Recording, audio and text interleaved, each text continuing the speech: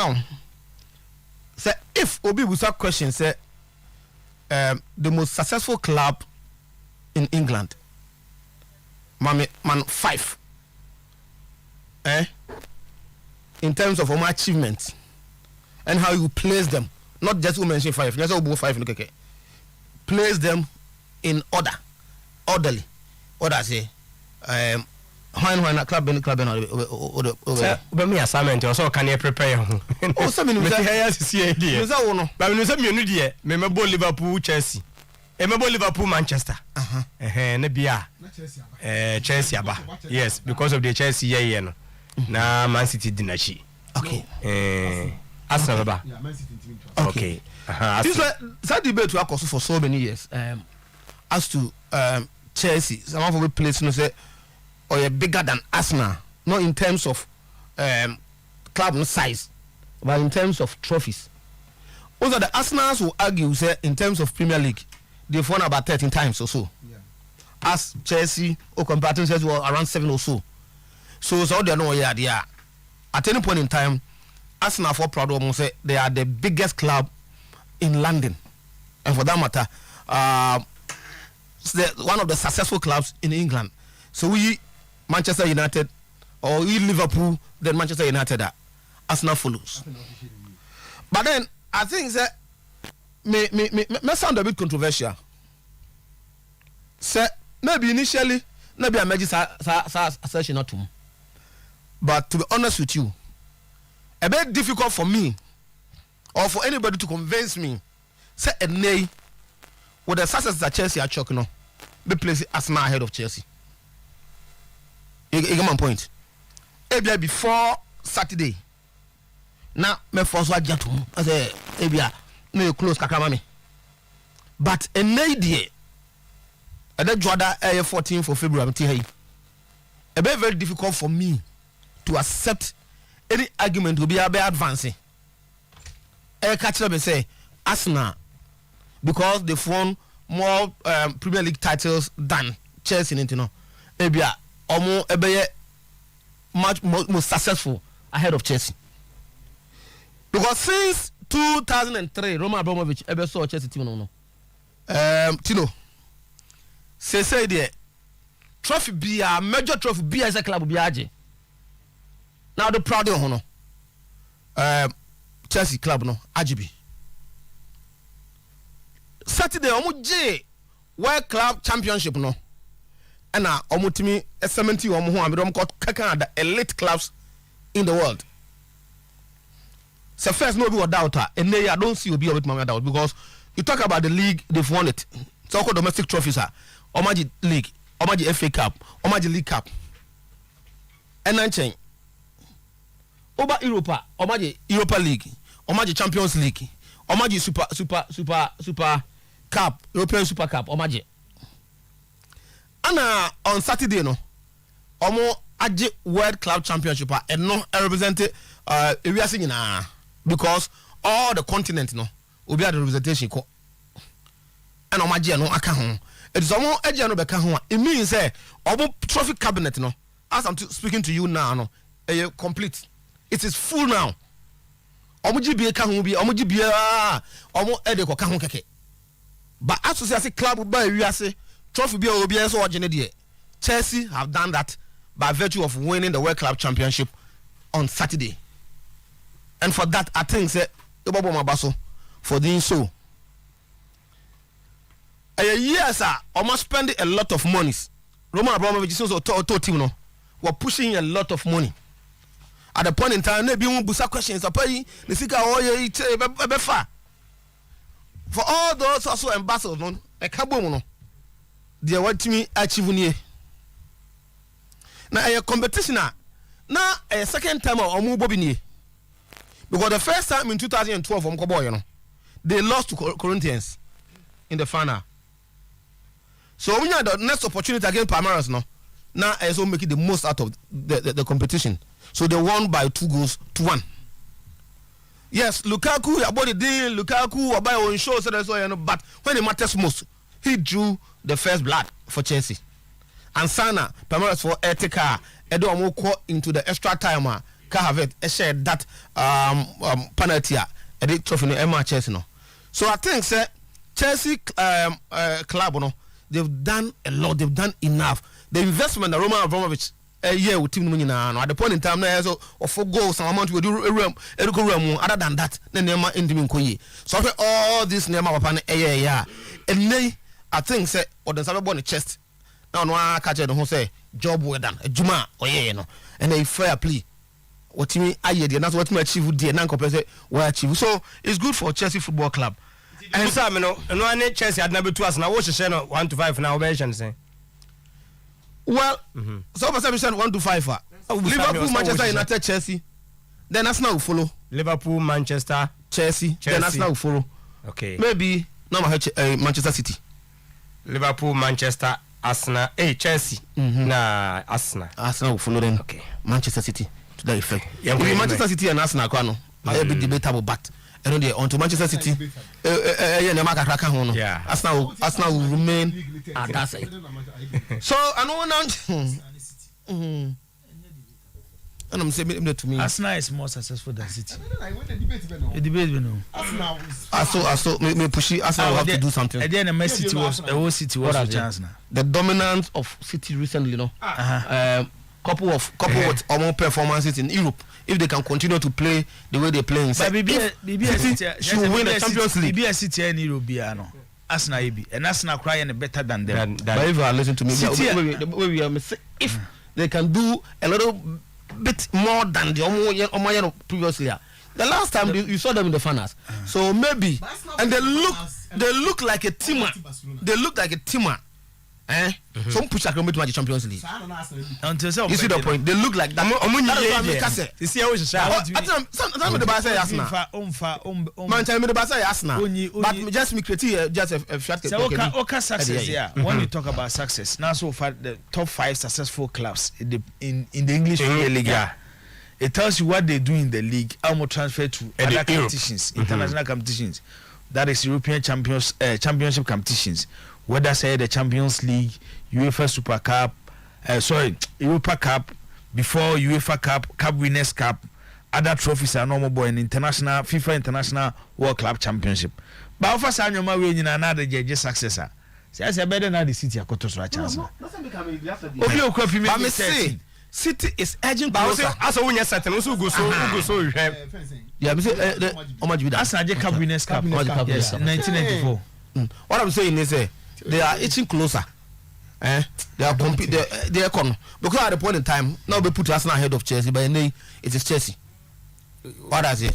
Maybe a debatable, but may I see Chelsea as more successful than Arsenal.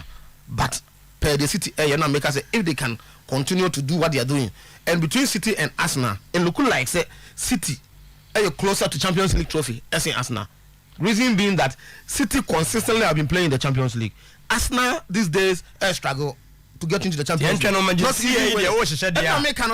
So until they do that, okay. What I say, Arsenal is ahead of them until they do that. And I think my clear now. Offer. Now me can't Tottenham asem. What we are obi ti anu aka say Siasi ampe Antonio Conte asem. Far from that. No nyuma awaye no Juventus. No nyuma awaye no Inter Milan. Do awaye no Italian national team. Do awaye no Chelsea. E clear for everybody to see. Me hu yin say be bobo so no obi ehu. But say wanye careful Tottenham. And be man adapt daddy. Because ono mu so team no na no. About 1, 2, 3 matches. And was obi here time to build the team. And am I consistent on that assembly? Not that when TSC say time to build the team. And me one person, I think over the years I've been saying that to Tottenham. Say Tottenham team no. But we go do Champions League, we go finals no. That was the highest number team. Come call Pim Howe no. Team no. He has said a lot of things. Be an Abeka omo player, but not players no. Oman outreach omo pick. So now omo here some revamp omo squad no. Now omo ko. But then some people may disagree with me. But so when they Tottenham with ball more bar. Antonio Conte by in the early stages, no. Now the signs were clear. It looked like he was going to pose a threat to the big boys in the league. But what were the air course in Tottenham recently? And yet different from the Jose Mourinho time, Nuno Espirito Santos time, and even Pochettino time. I be in the dino. Nemre no. Unuta Tottenham. The last 2 games on my ball. Now the opportunity. Say omutimi enya points, 3 points at stake now. And they ebianke the Premier League top 4 now. So komungura and come here just a step. Because numerical advantage in terms of matches on Mabo. And they only 2 games short of the most of the teams abo in the Premier League. But you know, typical of Tottenham, I can't watch them no. When all expect you say and come to me IAB, you know, that is where they falter. Against Southampton, 3-2. In a game, I think they led by 2-0. Southampton but take and at the 9th minute, Shea Adams Eshewomo. And that's over the weekend against Wolves. It was a game. So we share statistics in the game. They all shout to her what you know without looking at the scoreline. Because with this statistics, it looks like a team winning a winning game. No. Tottenham against Wolves, in terms of both possession, it was Tottenham. I think 59% or so. Passes completion, it was Tottenham, 500 and something. Passes in general, it was Tottenham, 500 and something. Tino, go shot on shot, it was Tottenham around 12 or so. Shot on target, it was Tottenham. But okay, you know, bomber, you real game now was winning by 2-0. Okay. At the Tottenham Stadium, the American one or Tottenham Stadium, in a time so where the Premier League and not make catch us there, the top 4 no. Now say they be the 4th position, you know. And now Akoya say any clear. And I mean about 5 teams will compete for that position, including Tottenham. And I make say because of matches or more, say if they can make the most out of those matches, many are surprised. At the point in time, now people thought say even the Manchester United are out, Tottenham and even Arsenal looking at matches and Aka. But gradually the long matches no, and those matches that you expect from somebody, you know, it's not like that like they are playing against big teams almost too much. Against Southampton at the Tottenham Stadium, they are showing 3-2. Against Wolves at the Tottenham Stadium, they are showing 2-0. To the extent that also supporters not. So with this, Antonio Conte that you know or a quick fix type that is going to do that for Tottenham no. Senyami amfafia. I have a you know, Antonio Conte nyade. But then no problem. No, a problem with Tottenham. That is why I feel like say a man on the ample enough time to prepare the team. Me support no. So whoever says that with Tottenham, and for that matter, Tottenham was squad and that stuff. Why we are now? As I'm not working no. Now we see now said that Tottenham team no. But so sure say clearly. On your team when you expected them to glitter no. That is where I'm falter. Okay. So that is the story. Sure. I've been talking about Tottenham all the time. But I say Manchester United today. I'm also disappointed. 6 games. I get to come here no. 4. And he postcodes. Go for no one who you as worker. Was it Southampton for no? The coach. Every game no. Now Manchester United for the technical director. Asa. Postcodes as well catch up no. Wow. BT Sports or Tono can or ya say no deal to Mono so can be at your mono kono. Ebi already coach will be an anoya what mean kabi. But so case coach I say you fine. Mate, Gibo. Sorry. What there? Tino na so. Radiadum. What na production team dey to me say NSC Africa Kotokwa. No dua boya kra dey say meeting na chance here. Omo emergency meeting binti say e be ka ho sam. Yen come right. They see Saturday nana. Okay. Na me wo me ho bi. Na we me ma chem because me ntimi am PM park. Ese na ha adwene kakra. Menchia Emmanuel Kodwa Apia. NS boss wa Ashanti region. Ma menchia no. E ba me kana sem kakra. Okay. E ba NS boss Emmanuel Kodwa Apia. Ne ba. So ba enche na. O ni director na boss na mu no professor Chumesi yeah one day me kwa metim say ye no kra you say o relate Professor Chumesi menim say ye no kra that is what I heard but e ba me kana sem kakra Tino dem akwa ze ba fo na titwi pa na we o de bu ba fo masa o nu ba fo na jai e ba fo bebu ni fia wo betimi ba fo wo a and then so me no nya ha Tino be twa ne tentem na ya ba fie Saturday no started with United ne Southampton game na once the bia me wasem bia me kan say anytime I be Manchester United team no one department look confused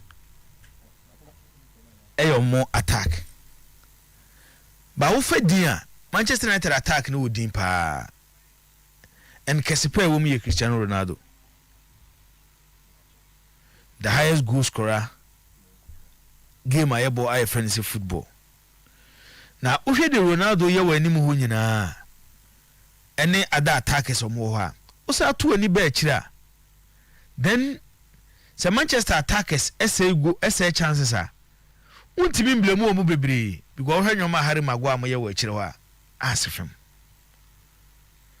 na minim so ho Saturday game ni bia me the one player na esame game ni nyina up Marcus Rashford ono na assist Jadon Sancho e manage go no but we had the figure Marcus Rashford the body language the attitude on the pitch poor decision making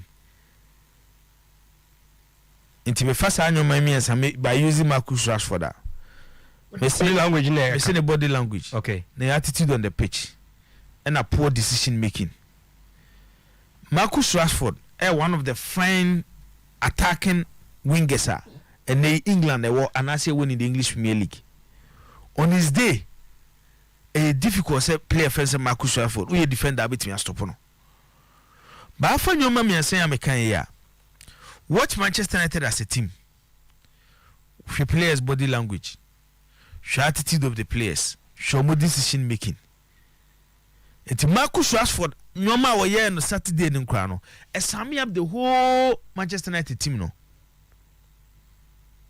how they are playing na mashada atnas di asking myself questions so where they cause Manchester United is here one way or the other me feel say omo transition after Fergie dominance no Manchester transition no ankoyi and the fa baby ubetimi abo Ferguson subo upon all that he achieved 26 to 27 years as coach for Manchester United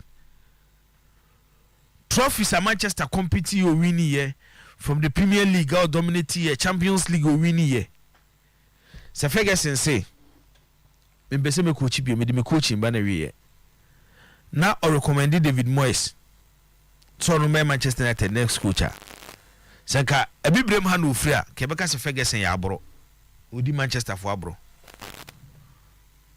ayana yemi ya say club is so huge and with their financial backing Clementino na sa club no go through this mess on say top clubs echo this period mu and recently worst of all AC Milan omo de no mo nya de o park so no musika sem nsanye but the Manchester United story is different Manchester City kasem ye pa ye ka clubs on was as so music kasem ya Manchester United are in the top 3 into omunye club a omo sika kasem hu problem but oyin ni nyina esi akira other na such a club it take such decisions ubewuni akofa coach we obeba Tino ubo se coach no he doesn't know what he's doing as a club by any plan but na wo football clubs omo ye successful omo ye bibia according to their plan say ni ahihye team no say ni pese ye team no but for Manchester United look at the appointment David Moyes aba onya de yankofa Louis van Gaal mra Louis van Gaal nya de yankofa Mourinho mra Mourinho nya de yankofa Ole mra Ole nya de yankofa Ralf mra no megina mu kakra na wie season na ya ba beto aso but e wo mo hena no There are clubs teaching them how a football club should be run. And they, at the end, you should with them near the Abba Park. So, you should with them near the Abba Park. So, watch Liverpool, watch Manchester City, watch Chelsea. Say the Manchester United spending no. Sana sa clubs is spending. It's me obi can say Manchester United is spending. I say and they are spending. But they buy without a plan. We can you hear Donny van de Beek. Adana make what say. Manchester United told Donny van de Beek, they only bought Donny van de Beek because he had a good season with Ajax. But system Ben and near the Donny van de Beek Baby room. And then I'm a successful Ajax. Obin Shedan Tinasinka say, this is how I want Manchester United to play. It's here top players. According to the style of Manchester United, how you person club nebo. Anytime I measure Manchester United, be seriously na miraho. And Saturday, Tino, worst of all, minim sabon again be boya. Harry Maguire, esame up the confused state Manchester United womb. And he said, "Kabon again the video never to swear." But to see a game no. There be video no I said that trying the TV so ankasa me na me dem phone na me try to we born again we problem be any hunti problem be any achi already cry na why be me no dey matches be me no go so yeah how dey see o dey won konachi oh Harry Maguire enti o hwe o gradinya me some best real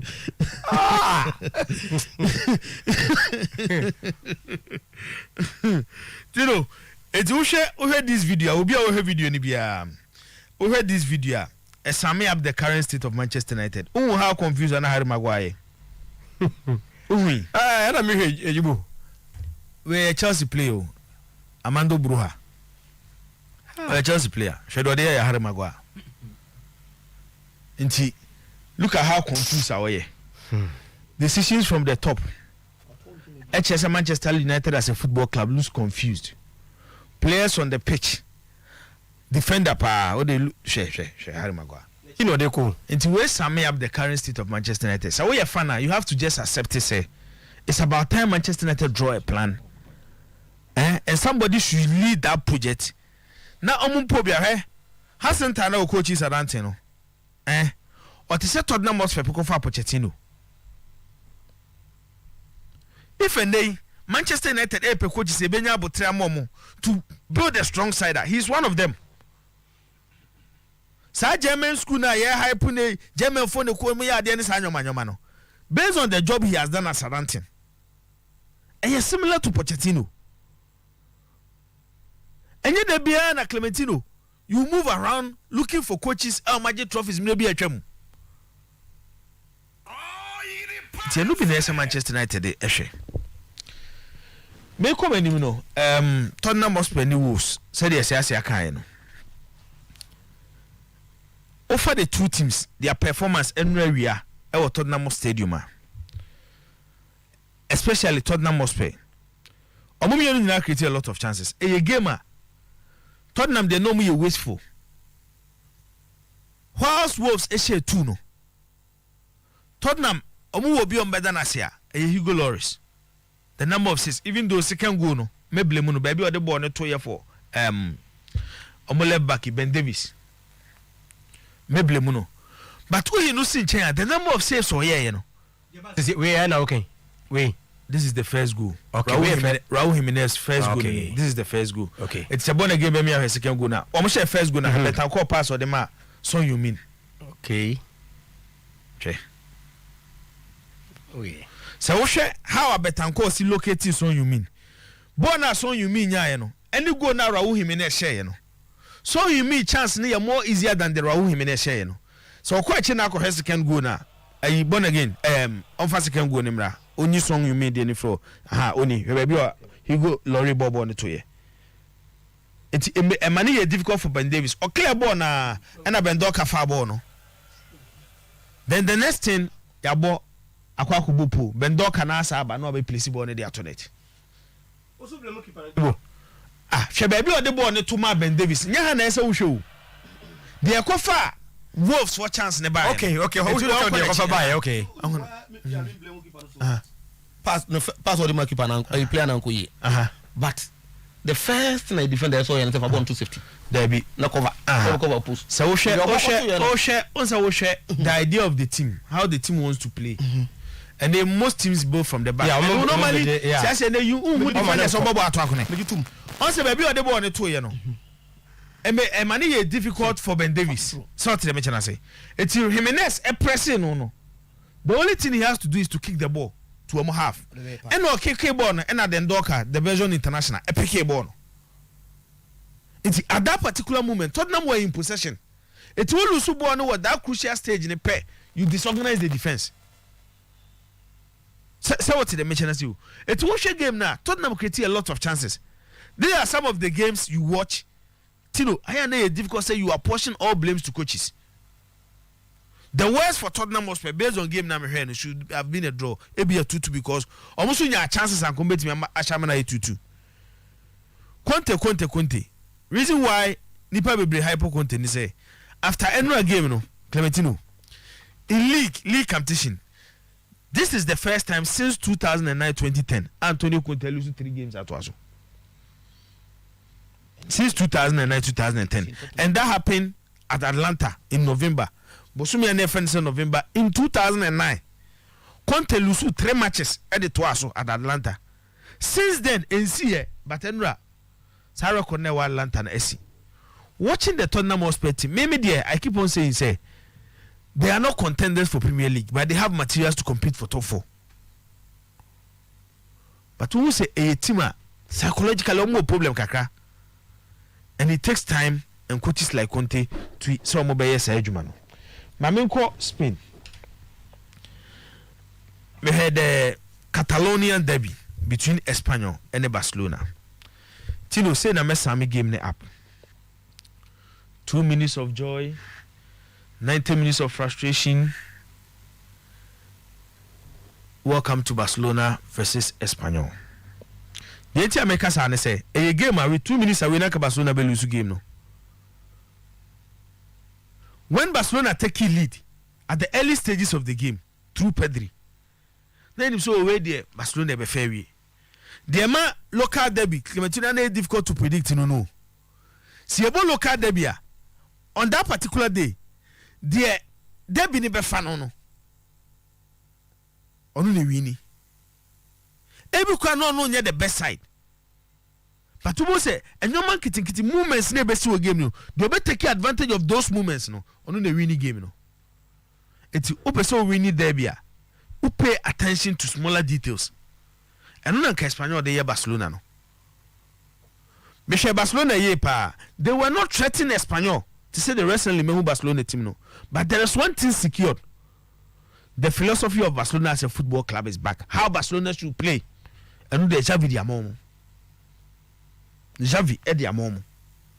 Inti watching the game carefully, Clementino darling boy, any Atletico Madrid game I'm sure against Getafe, you know. I think Barcelona will be in the top 4. Sevilla we need Rebeti so Ekoshe Lavente. The Real Madrid could draw. Oh, Real Madrid never a game now. But like I said, they were not lucky. Madrid are lucky, and they were not lucky in the game, especially on set. Carlo Ancelotti started with Gary Bale in the absence of Karim Benzema. Never been named so the Luka Jovic never. But in the second half, no change Bill, no Luka Jovic by. Bill had a chance, which on a normal day, few goalkeepers debate me and say with that ball. The Luka Jovic ever hated the woodwork. My first annual might be a meanwhile. Villarreal in the game and you be against Real Madrid. It is a Sami game they upset. Madrid were not lucky to get the 3 points. Midibem. But for the last 3 games, so go somewhere in their moment. You also understand the importance of Karim Benzema to the Real Madrid team. Now, Ochina and the Benzema Hobetona because and your Madrid pass football club no. Ibini say they always want to compete and well and win the UEFA Champions League as a football club because they are the masters of the Champions League. It's Yami Admochina, only PSG game no. Yami Karim Benzema so Timo Baka, the Obeofa club FN Real Madrid. Into the Italian Serie A na me call a Stevenson Nipano. Christopher Ntweje boom we boom ni Bayern Munich ni bi one heavy oh there's a campaign ni na hwe bi 4-2 yes the last 7 minutes of the first half boom yo mo magic no Tama Lewandowski share go na Christopher Ntweje take no sa few minutes na esesa game the moment na ye ka ho asem no so wo hwe game ni din a Tino games na one hwe bi a score line betimi deceive ne bi no chances you can say club bi bobo panya chances are the Bayern Munich nya Saturday no more wasteful but boom as a club September this season last year September Bayern show almost 7-0 over the Allianz Arena but for Saturday game now the difference was few chances now Christopher Ntweje and the teammates in they were able to punish Bayern Munich then omo pray for luck se Bayern su nya omo de omo nse no ampa na Bayern su nya omo chances no mo botu guye etine yeti ha ye ka se ezebo mo ma Bayern 4-2 but chances are Bayern nya no on any day on be punish and all the up ahwe omo Champions League game omo na china against Salzburg omo sa create those chances but the difference is they will have their day and punish Salzburg team no into the Italian Serie A Yasej Benye a new leader on the Serie A log and that is AC Milan. Inter one outstanding game on second position. Napoli Juve 4th, Atlanta 5th with one outstanding game. Games are a course weekend in Siriano. The big one was the one that course with Naples, Diego Armando Maradona Stadium, Inter Milan against Napoli. Tino, two teams are actually the reason why this season, if any of them, you can know as the winner of the Scudetto, Omunina it deserve. My church on so many occasions say, when it comes to quality of play on the pitch, based on results will be achieved between Inter, Milan, Napoli. Me who any difference, but because season year long in Tino, so when you're careful, you can mix your key players, and they do some moment now you will suffer. Time and Napoli that top of the league, you know. Hey, I feel the Napoli for a they are going to win the league. Boy, Victor Osimhen, boy, there, he's going to be crowned the best player in the Italian Serie A this season. And your number one Osimhen pray. Your number one Alonso Insigne pray. Your number one Koulibaly pray. Your number one Zambo Anguissa pray. Your number one Fabian Ruiz pray. After the Napoli team, they started dropping points quickly. And AC Milan take advantage now. Question Napoli for the position. Almost kwa then almost stoffa the Napoli go through no Zlatan Ibrahimovic ko Simone Kia ko Ante Rebic ko Rafael Leao ko Tomori ko Alisson Romagnoli ko Calabria ko and Inter force this speed na pa and omo be share ho moments na sisa game and as sisa tournament no ebinie time ayebebo derby de la Madonnina the Milan derby which was last week fingers nyina were pointing towards Inter Milan. Oh, game where the money and in the first half they were the best team. But the difference is chances nearby no man take Milan on the other side had Olivier Giroud to punish Inter Milan. Then Scudetto ni mo bie. The game na no mo ko Saturday no. Na ye game as omo nyina wo full strength squad based on their main striker ma hwe ni this season no. E be difficult say make say Inter be Napoli and Napoli be Inter. Tina ka Saturday me catch you say I don't see Inter so mo lose 2 games at waso. It's a game that machine dia and 1-1. And no ball 1-1. Then on Sunday, a young Milan team also go against Sampdoria almost started picking up. And then a Milan be. Tino, you don't need to play the best football when you have this opportunity. So they call that top. When you know what say, I blow crowd or swa, we see more jammer to get results. It's Milan grande results and no mudinyae. Now you call we our Bergamo no. Why never fat the last spot, air 4th position, and the Juvenile Atlanta ball 1-1. Now we should game Nina. Juve are spending huge money on Dusan Vlahovic. 3 seasons ago, almost spending 100 million on Cristiano Ronaldo. What they wanted to achieve with Cristiano Ronaldo went to achieve 75 million euros on Dusan Vlahovic. Adaya, Juve so more chances now. Oman we are no more in top form about Champions League. We have to spend and get Champions League qualification. But Osho mu team na Mobo Enra against Bergamo, Bergamo against Atlanta na. Bibi actually say Juve are buying the right players for the attack. but they are not giving them the service to score. Create chances. Strikers now, Momo 10, Ombeshe 8. It's the problem still remains, say. Juve will need more additions in their midfield. Midfield about with special creativity. Hold on to the ball, create chances for club and friends Juventus. Whilst Vlahovic a very good player, no. Clementino, ya na Juventus answer one midfield problem na. Ababa ye kaka e dey mom na. One here bedroom maybe because of Vlahovic. Ono kro nso ba ye no. The Juve person mo achieve no wantimi amfo mo achieve. Kovi Tino. Oko there. Rather than be able Weekend no let to say. Oh, rather than it was a good weekend. It was a good weekend. O match na born again you know. And now we juma pa. Juve game ni no. Juve game ni. So the other na wan. Oh. Juve game there is a church activity be yeah na so lady yare. No my mama message you give me a very few. Bia I sorry wo juma dey be dia na. Baby crab o mix it. Baby that's so funny more. Oba ko be bia da na here boy.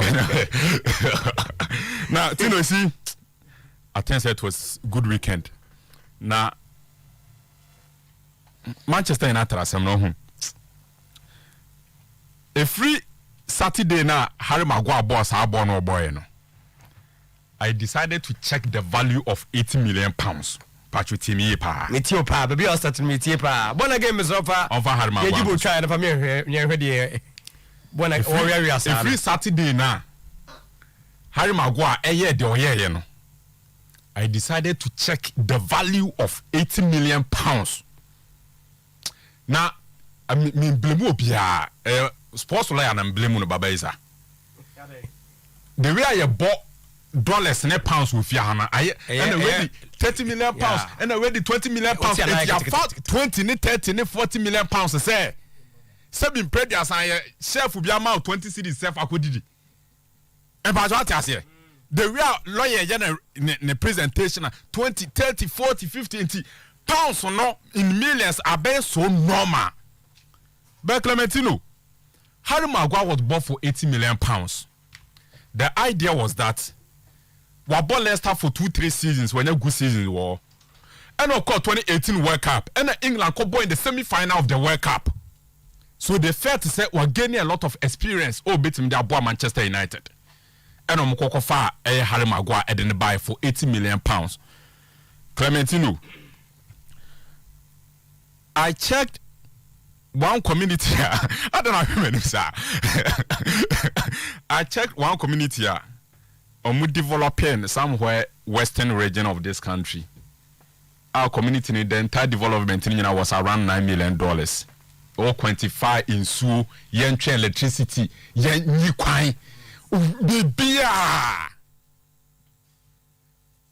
But clearly, so Osha Harry Maguire bibia catcher say first and foremost he has lost his self-confidence.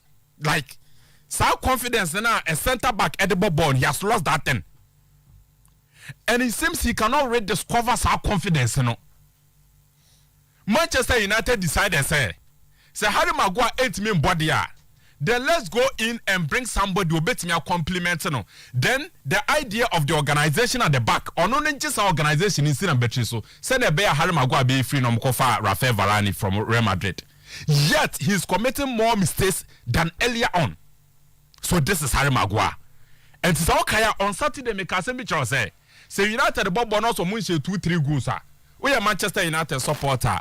Ultimately, any confident about the game. Why? Because at any point in time, they are bent on conceding goals. And it showed once again against Southampton. And has been something a recur is a BC. Manchester United do not have a solution to their defensive problems. Maguire Rafael Varane and Beckham omutimi solve our problems. 80 million pounds. Ebe establish a top-notch facility or a company not in the low-class economy. So when you Ghana and Ivory Coast near their deal, go to United States of America and penetrate the market with 80 million pounds. But what I say, UK honor 80 million pounds. What they can do? Go to Germany. The first-class economies in and establish a company with 80 million pounds. You're investing 80 million pounds in Harry Maguire. Purchase number 2, 1 million pounds. Nkakwana Dami will let anyone be union. So this is the kind of player because the time I come Maguire say Clementino in football a true point beer you can get one goal. Who is your defense on be protect one goal no. So no matter the attack you have, sometimes you can score just a goal. You need your defense to protect that one goal. And sometimes I'm sure Manchester United defense now you even be happy say Omo goalkeeper like David De Gea. Imagine this defense without David De Gea. So that's Manchester United season, you know. At the moment, the difficult. The only thing is that Tottenham for them perform, so they can still manage and get the top 4. Arsenal for one standing games. Arsenal for beating we know 2 games now. Arsenal will be 3 points better than Manchester United. So the race for top 4 no is widely open. But then Manchester United are facing no man across now. Clementino, I'm afraid say Ansha no man mess out of the top 4. See, Barcelona. Clementino baby mujinano me forget about the 2-2 drawn game. But when you see a team all like what we used to know about Barcelona, I mean that's the good thing about Barca today. And on Saturday, metomebo ase Adama Traore asem. People will talk about Salgo na Ludion Eshe and the equalizer. But the reality is that the amount going here so simple was a brand friend Adama Traore. A crowd fast will PJ as our born, so only 2 games now Boninano. He has assisted in all those 2 games. And to two games, 2 assists for Adama Traore. And aside assisting, the number of defenders are ujomu behind, like or short to defenders, or short to players. So a picky border how will take you on players. And on Saturday, me catch you said this is something Barcelona Messi as a football club. And today, so mu biem. Nom the Aubameyang to left, nom the Adama to right, and also the Dembele to left, nom the Adama to right. Barcelona for a lot of options to attack, and I think say it's good for a team of friends Barcelona. Clementino because of time, no. My main friends here, but they say Juventus will make a huge case in the Champions League and the Scudetto. And I may expect a lot more from Juventus, but it's always a difficult game against Atalanta. It's always a difficult game because of coach friends Gasperini. But so to my friends say Juve. Me who team and will create a lot of chances done. Before say be run to the winter na acquire sa chance first na Dusan Vlahovic mababa uram. And one thing about Vlahovic is say at any point in time he's close to scoring. That is one thing I'll bet me I can't about Dusan Vlahovic. Sadia na Varu Morata mon from Juventus more skin. And the Moiskin Momaba to the 3rd or 4th choice in terms of center forward play. It is also a game carefully.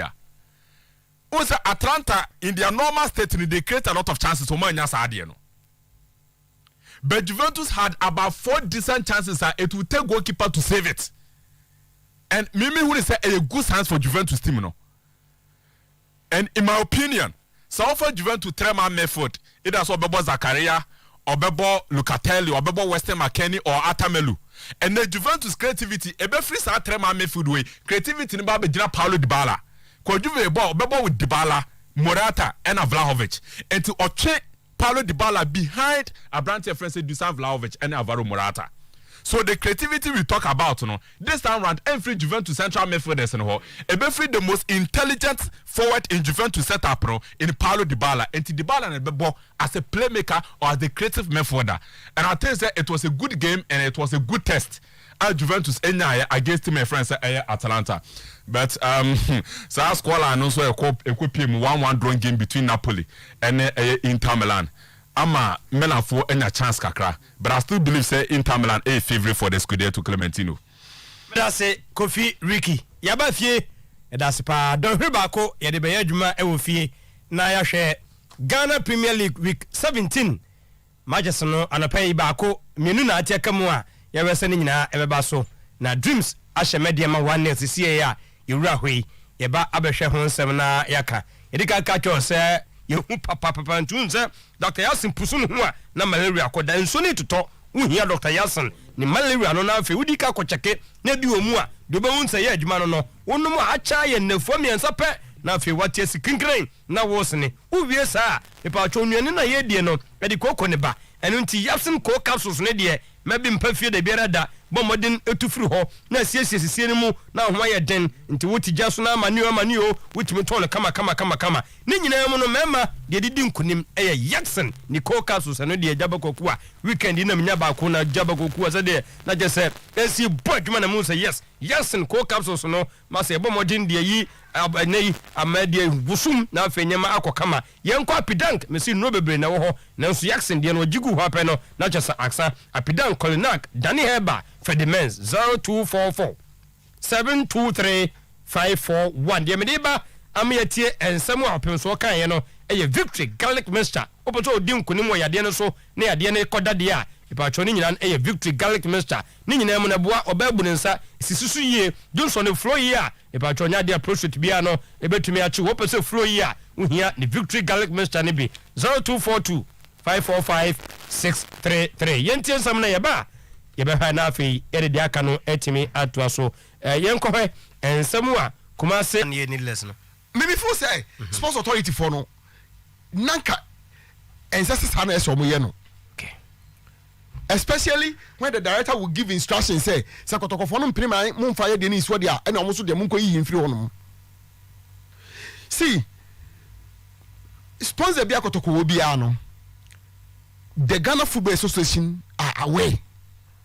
and is a kotoko esi aka and so same to all other clubs na say omo sponsors no pitch panels no ba be sisi hono mo a the FA enim because sasa kotoko for a sponsor obe conflict FA ni de no ti say kotoko ni FA no ko ye discussion then the ABI FA no makwan like I'm talking about competitor for instance FA no Star Times kotoko cannot go and bring another TV station say I am a partner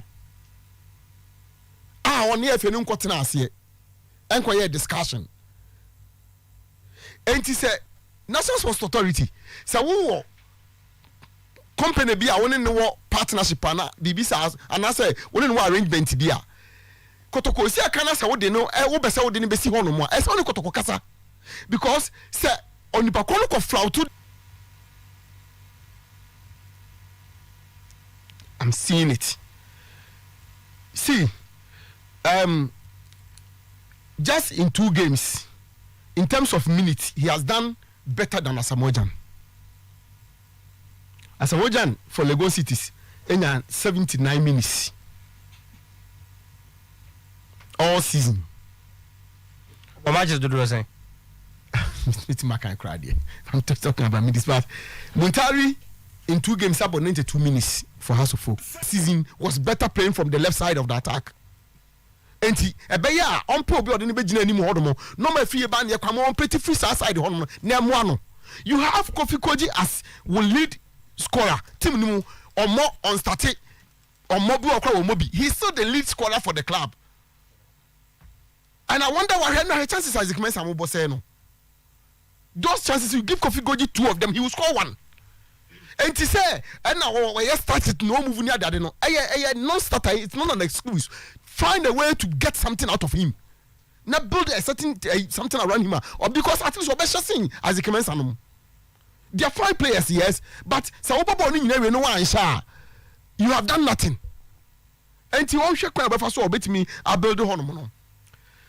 Prosper Ogun offer great job. Saturday, Metina catch say the way why shit him no will be from Ukra and one kasa won so oka say at a point or ball lamti wa ha or ball we wa ha mo say enko Legon Accra Lions for me say no the way our ball no quickly na he think out of the information no and afi na wanya senior person omo no and that was a good game yamo these 2 Cameroonians abaso over first time in the season in a foreign land and they've been very Dr. Mo oti program pa na ye chano also me for videos na me wish Francisca Osei happy birthday nyakopon to no konam nti na say if you Dr. Kosiamo calf chemist na konfanochi me that p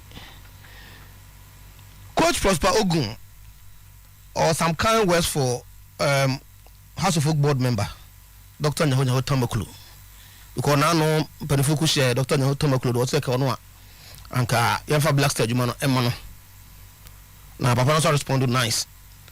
I think so on your say open so be Black Star Juma. Now yes okay. In a short possible time, you 2 games. After 2 games, you be name a substantive Black Stars coach. I don't you know, whatever been the case, you advisor to them. Advise only going to this game. Results, I don't think the results will be a problem. Say you qualify and say you qualify. I don't think it should be a problem. I don't think it will be a problem so. Because there be these coaches, so many magic one be or more be added to in Black Stars are every ma as you coach for Nigeria. So don't forget the Nigerians are also preparing. So we're a 50-50 game. A bet team abasi, a bet team qualify. A bet team abasi enfa. But at the end of the day, say if you have your plan, if you have a program, or a project that's away and back here, that's the most important aspect. Unim baby awokwa. Obenya bo treno akọ enfa ho ene se obelusu ana obewini. So me use sa Nigeria 2 games against Nigeria no enfa nya yastic and measure any of the coaches are yamma appointment no. Et no ojitu mu no pin do when he met them. Odo no mu shia no. No mo discussions no. Amame ani je o mu say me obibi ya I can only pray for them. And the chance papa no anya brese obibi person yama Ghana. Everything after that, that's a train on penny for fish or nona or this house. The man, the man, so be that name or rejectia and Quebec was a becker watchery. Why rejecting the answer of the two? Of us, what I say, I rejecting to know, Sansa of the two. I'm a bona basu that guest channel was shown. And you know, according to information, or to add a fly to UK. George Watson, the son or Aston Villa, 2013, or Koshiano Horo. And now I'm papa no ekusha wa London. Now the report is that all those coaches no almost respect Chris Hughton no ne pedigree as a person and the Juma Awaye as a coach. And you know sir asunjoni ba na unity no ba ya nyina na ye ka say e bet mo about advice will be on fa obey but say the announcement came on Wednesday but on Thursday now they were in a meeting at UK. So good. Maybe coach prosper nate or course about Jumana the oil na just the sky is just the starting point. A hand there. I feel oil on Kobe kesi. There's a Juma oil no. I saw ni penny any, I saw ni padona any say one more kotoko team no. A team last season they struggled. This season na say maybe say enu kwa na ye ton ho. Ema ni pe ambassador no to a. Anka yesenka because sports authority for ansana. It is because over the years, say argument to ababa nya fe na ba wo. Say wo nso bi na no mo ka so kodoko na ifo. Omo wa ton so kwa mo kwan so.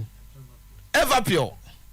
This argument because me advancing no in all the meetings and no be yes no. That na kodoko ntimi ever pure. Omo ko ton ever pure because that is the point ever pure betime nya sika kese. Ba me ko sports authority so mo ntiase. Eduma ko stadium no.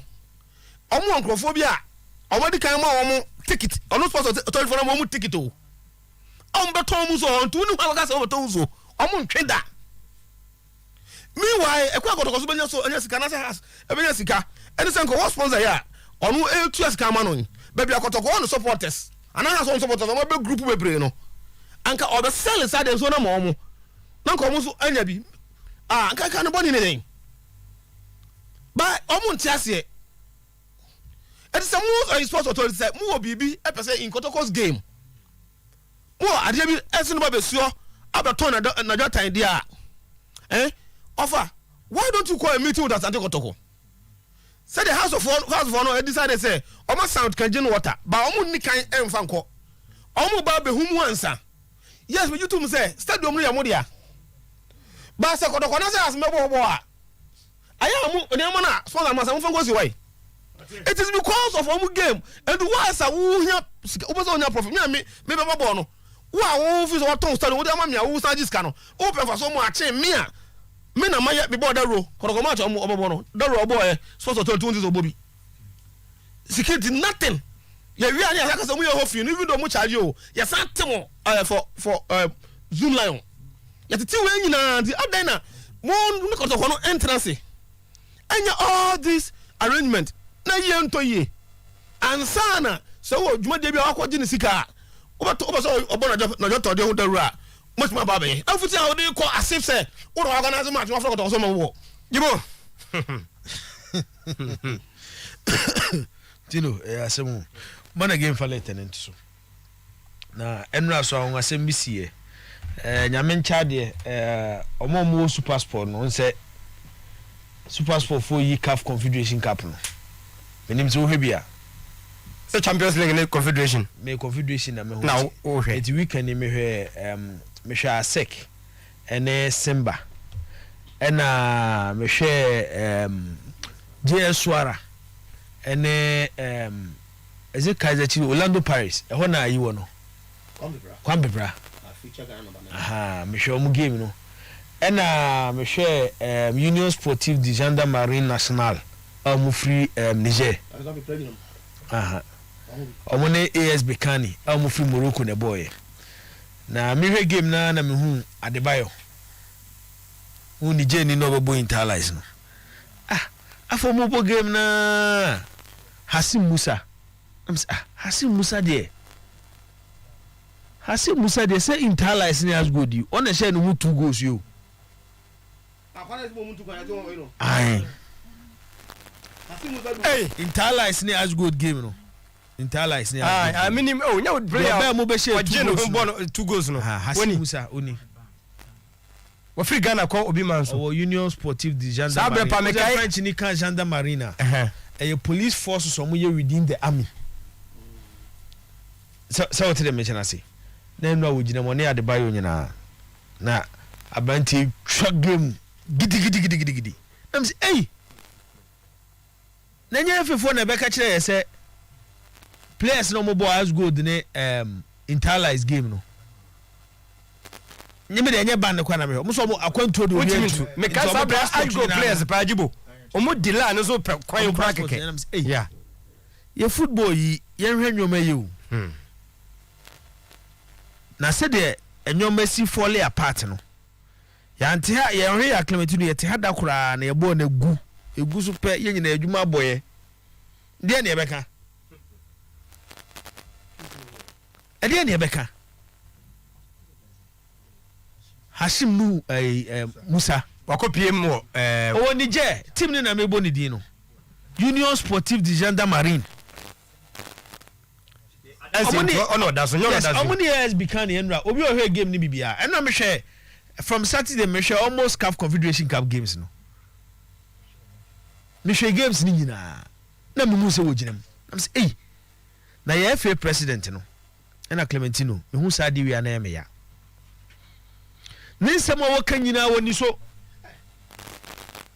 ofa ne manifesto a problem obeye FA president nyoma so a waka so person wo yeso so a problem me kai tema as good any interlies case ne bae no the FA president eba bonte be ka kire say obesete example mo obi ahu so ko for friend na so mo ya asem no kwa dia ma police to investigate it na asem wey eno na be kire say Ghana football ye syndicators a film bet ye be ye free football mu yes ena mbeka kire wa asem mate say club onabi eso send the audio after FA president ne kan asem no ono so send the audio dia koma FA president no ne phone so WhatsApp say na asem o kan nyina wate na wo ye bema say FA president ne ye bema onye de o kan so obeye no adia club owner no send koma FA president no de memete ye no so ye audio send it through WhatsApp ekoma FA president ne say so ye bema o de asem na waka no onye say FA president nye bema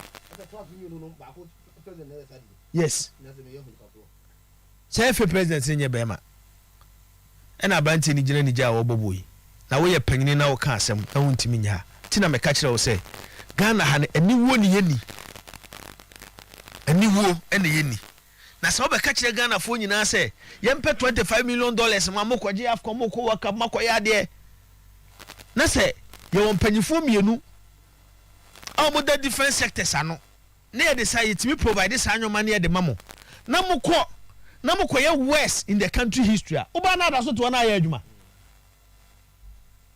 tina me catch you say ka sports minister da na oba no aba ne nsa so magu Ghana anim ase tuwe de mesremo 1 point there ebc do timi de madwuma to na fe president this to this because history a share say countries or more history when they are going to tournaments or more record woman no omo kono mu nyamu worst moment top guys or more occupy top positions do madwuma to now you have president na be kasa asem we kire na ekohu players so say gira bom bobo e wa bra ka chese omo obi antu kwan a dia da so to ne hu asese president asam na jimensem tisim jibo bra brightness de no National Sports Authority na momfa ayi born again fa letter nto so na menhwa de kakra bi mepe regional director na ni din no ene na mepe ni yipa na maka asem bi a kire no opanyini Kwadwo Apia opanyini Kwadwo Apia Emmanuel Kwadwo Apia, Regional Director, National Sports Authority. Adiesi na no memedano. O manenya the last time ABBC. Adiesi na no memedano. O manenya the last time. Ah obeme BSC bi mo Maguire Sports Stadium. And after this incident krano, eme de se matese yese Professor Chumesi aba. Ko ya fa Professor Chumesi suban ni bi. Tintin about weekend ba ne no ndua no machia and say tintin no take decision any ha na sa backfire sa na ho yaye tino minim say NSA ni Asante Kotoko when it comes to Maguire Sports say Kotoko use their ball matches no more partners na ade ba ko so minim ni say ye kan we nyina no ade aye nyina ye hweye eni sa Asante Kotoko ball league game o sa man photo ntonyoma o stadium o ya meti NCS bu mo akra bosumi bi NS ni jo muska o wemu ababa ton nyoma ne age ni sika but as part say omo ne team no board that particular day no omo ye partners because omo charge ne say o person obo football match a Premier League match na be so use stadium age so 100,000 Ghana na omo hwe sika free gate ni mu ba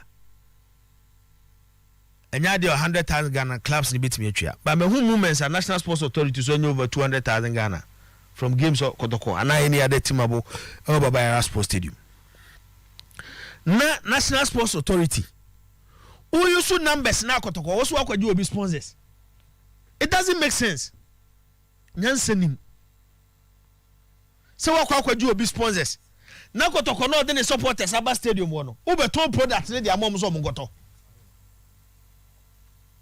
Sebi Clementino wo ye panyine na wo take set decisions aya na emu bi ye be question wo decision ne kakra ne abusa wo say adwuma na wo ye no tiase ana adwuma na wo ye no wo tiase ana anopa mi nkomu bebre but me can chair regional director ne say he is there so wo share stadium ne so no abo stadium no ho ban na wabo aban no ama aban na timi enya sika ba o mom betimi amanya na enya sika no se wo fo Maguire Sports Stadium a kesipe wo mni Kumasi Asante Kotoko se wonima onima baby a wodi agroko no he can even lose his position baby a wodi agroko no na konya no otiso no betimi lose se want the dynamics and policy move on and if I'm right ne fapa against RTU na it's quite unfortunate say Zakito Mame language without a good defensive midfielder, a refined defensive midfielder who can break opponents, no, or attacker, House of Folk would have struggled, and that's on Bebre. But then among the Nuruddin, so better now have left the performance and a against Kumasi Asante Kotoko on Sunday.